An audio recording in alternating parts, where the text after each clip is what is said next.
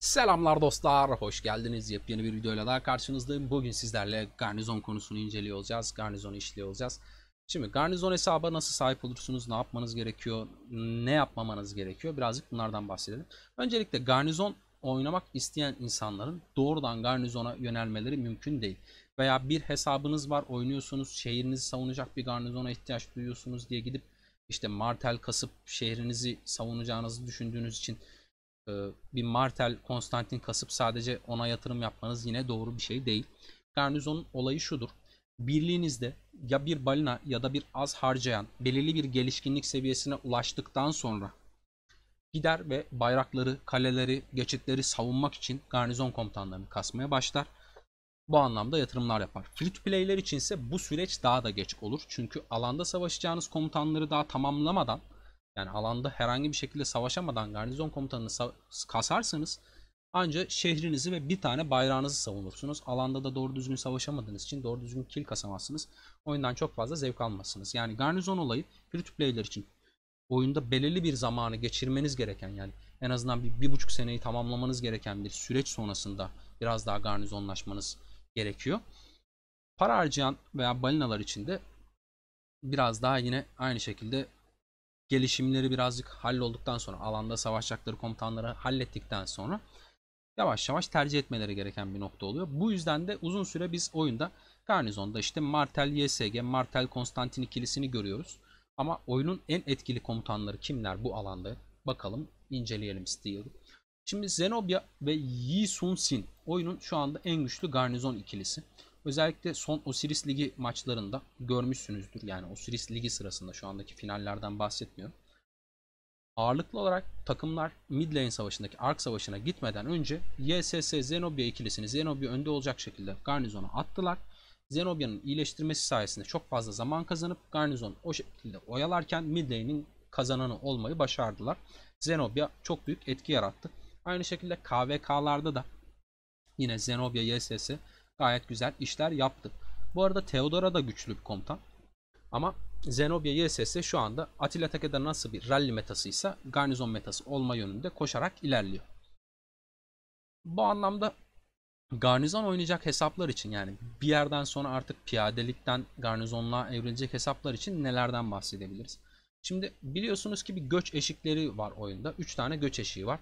Yani birinci nesil komutanlardan sonra ikinci nesil komutanlar geldiğinde siz işte o komutanların valisi çarkı bitince genç bir krallığa göç edip komutanlarınızı kasmak için zaman kazanabiliyorsunuz. Ya da işte üçüncü nesil, ikinci nesil, dördüncü nesil komutanlar geldikçe yine aynı şekilde ikinci KVK'sını yapacak daha genç krallığa geçip orada işte o komutanları aldıktan sonra kasmak için onları zaman kazanıp bunu tersine işleteceğiniz bir süreç var.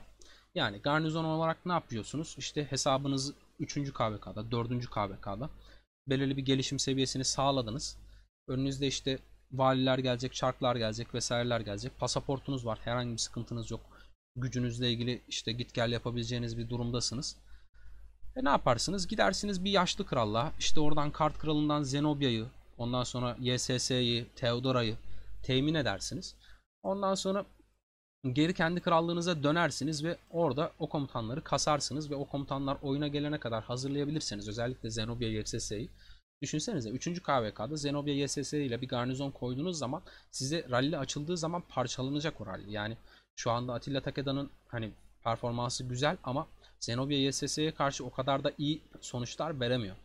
Ve bu komutanları önceden bir KVK'ya getirmeniz durumu çok güçlü olacağınız anlamına geliyor garnizon anlamında. Ve garnizon zaten çoğunlukla, eğer alanı ağır bir şekilde kaybetmediyseniz, rally'e karşı her zaman güçlü olan bir rol. Yani kill kasma anlamında, kazanma anlamında. O anlamda reinforce, yani yeterince içeriye asker yenilemesi yapılabildiği sürece Zenobia YSS ile KVK'yı hani savunuyor olduğunuz yerler anlamında domine edebilirsiniz.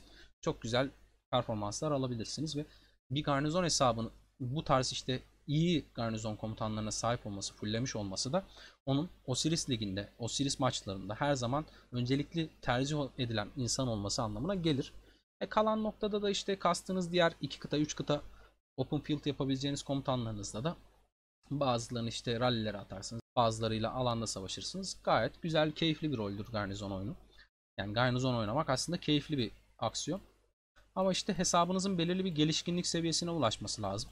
Garnizonun erken seviyesinde hangi komutanların kullanıldığından bahsedecek olursak, erken seviyedeki garnizonlarda her zaman göreceğimiz ikili Charles Martel YSG ikilisidir. Charles Martel YSG'yi ilk KVK'da çok fazla görürüz.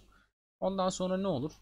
3. KVK'dan itibaren Martel'in arkasına Konstantin eklenir. Martel'in arkasına eklenen Konstantin'le birlikte Atilla Takedar rallileri yüksek piyade statları sayesinde güzel bir şekilde durdurulabilir hale gelir. Sonrasında garnizonda Artemisya çıkıyor ön plana. Vuzetiyan'dan da ufak bir bahsedelim. Vuzetiyan 2. KVK ödülü olarak geldiğinde 3. KVK'da görebileceğimiz bir komutan ama Vuzetiyan çok fazla böyle işte arkasında YSG ile veya önünde Martel'le çok yüksek sinerjilerle çalışmıyor. Yani Atilla Takeda'ya karşı Martel, Vuzetiyan çok yüksek bir sinerjiyle çalışmıyor. Konstantin daha iyi çalıştığı için Vuzetiyan'ın değeri şeyde artıyor. Vuzetiyan'ın değeri Artemisya ile beraber artıyor. Artemisya okçu bir hesabın hafiften garnizona geçme isteğini çok güzel karşılayan bir komutan. Artemisya'yı garnizon yapıp arkasına Vuzetiyan koyduğunuzda Atilla Takedar rallilerini gayet güzel tutup güzel cevaplar verebiliyorsunuz. Güzel hasarlar çıkartabiliyorsunuz. Okçunun garnizonu da Artemisya Vuzetiyan ikilisiyle güzel bir şekilde oluyor bu arada beyler bayanlar. Ondan sonra ilerleyen aşamada okçu olarak garnizona işte bir komutan daha kasmak isterseniz Vuzetiyan dışında, eğer Vuzetiyan'ı kasmadıysanız Vuzetiyan dışında Theodora veya YSS'yi kasabilirsiniz. İkisinden birini tercih edin. Fark etmez. İkisi de olur. Güzel olur Artemis'in arkasına. Okçu'da da yine aynı şekilde Artemis'in önderliğinde arkasına Theodora, YSS veya Vuzetiyan üçlüsünden bir tanesi konularak güzel bir garnizon oluşturulabiliyor. Piyade içinse zaman ilerledikçe işte Konstantin sonrası, yani Martel arkası Konstantin sonrası Zenobia gelene kadarki süreçte ne yapabilirsiniz? Mesela Theodora fullleyip Martel'in arkasına koyduğunuzda aldığınız raporlar gerçekten muazzam oluyor. Yani Atilla Takedar rallisine göre çok, yani onu karşılama yönünde çok güzel raporlar alıyorsunuz. Güzel sonuçlar veriyor. Ama işte Zenobia'nın YSS ile olan uyumundan dolayı insanların çoğu hani balinada ise YSS'yi kasıp sonra Zenobia'ya gitmeyi tercih ediyor. Şu anki eğilim bu yönde oyunda. Ama bizim krallığımızda mesela Martel'in arkasına Theodora kasmış, YSS'sinde kasan balinamız da var mesela. Adam gayet halinden memnun. Theodora ile Martel'i kullanıyor. Gayet güzel durduruyor. YSS fullendikten sonra Zenobia'yı fullleyecek. Çok çılgın bir garnizon olarak yaşamına devam edecek. Garnizonla ilgili şu an için daha fazla bir komutan eğilimi şeyi yok. Büyük Cyrus ve Nebukadnezar oyuna gelip rallileri daha net bir şekilde ortaya çıkmaya başladığında ne kadar değişiklik yapacaklar onu görmeye başlayacağız. İyice görmeye başlayacağız. Şu an için elimizde hani yine bana ulaşan raporlar var. Baktım, inceledim. Hani internetten de araştırdım. Aslına bakarsanız Zenobia YSS Büyük Cyrus ve Nebukadnezar rallisine ben ezilme ihtimallerini düşünüyordum ama çok da fazla ezilmiyorlar açıkçası. Gayet güzel cevap veriyorlar. Yani ben bir piyade biriminin okçuyu savunurken çok zorluk çekeceğini düşünüyordum. Gayet güzel savunabiliyorlar ve hani o işte swarmlanamaz özelliği de yok Cyrus ve Nebukadnezar'ın. Yani rally metasını çok fazla değiştirebilecek bir durumda değiller. Ama işte ilerleyen aşamada belki birileri çıkar, daha fazla sarı ekipman yapar veya işte bir sonraki komutan kombinasyonunda başka bir okçu komutan daha gelir. Bu ikiliden bir tanesine çok daha farklı bir etki yaratır.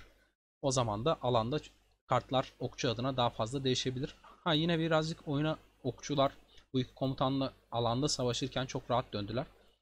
Rally'yi yine açabiliyorlar bu komutanlar sayesinde ama o kadar büyük farklar yaratmıyor. Yani bir Atilla Takedar rallisi seviyesine çıkar veya daha üstüne çıkar diye bekliyorduk ilk bakış açısından.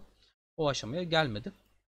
Garnizon için anlatacaklarımız bu kadar. İzlediğiniz için teşekkür ederim. Aklınıza takılan sorular varsa lütfen yorumlar kısmında bizimle paylaşmayı unutmayın. Sizler için cevaplandırıyor olacağım. Eğer içeriklerimi beğeniyorsanız bir beğeni bırakabilirsiniz. Kanala abone olabilirsiniz. Tekrar yeni bir videoda görüşene dek hoşça kalın.